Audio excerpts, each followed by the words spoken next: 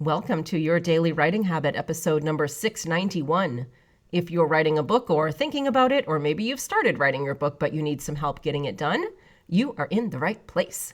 Good morning, everyone. Happy Saturday. I'm your host, Christine Whitmarsh. If you're looking for me online, look for Christine Inc., like that stuff we write with.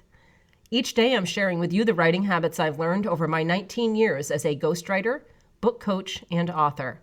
I have found that three things in particular have a huge impact on your success as an author, and they have the ability to turn someone who barely sees themselves as a writer into a published book author. Those three things are writing fundamentals, productivity, and mindset habits. Here's today's quote. The closer you come to knowing that you alone create the world of your experience, the more vital it becomes for you to discover just who is doing the creating. Micha'el Leventhal.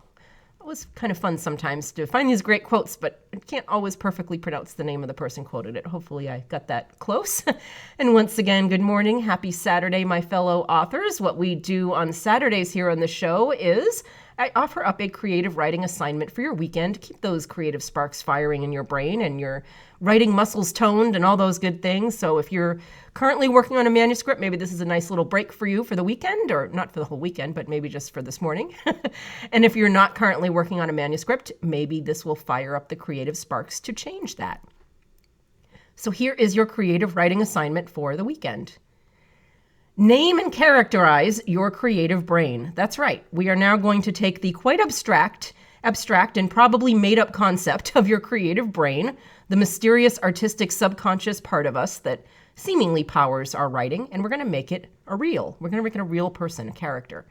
So I talked about this here on the show, I think it was earlier this year, how I think of my creative subconscious as that Zoltar exhibit in the 1980s Tom Hanks movie, Big.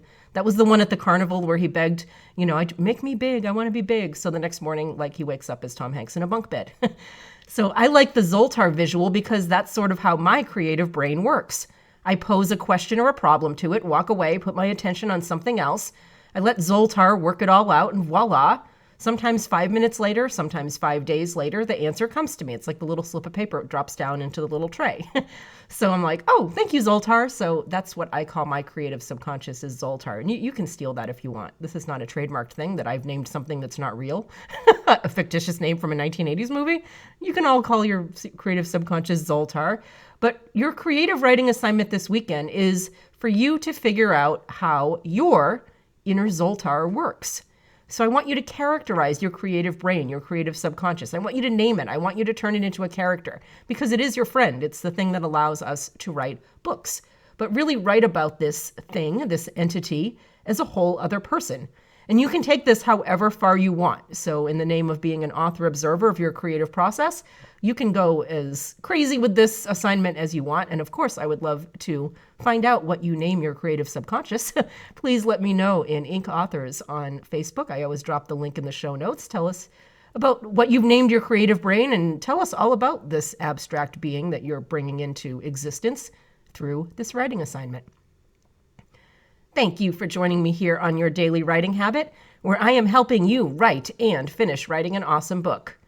Until tomorrow, happy writing.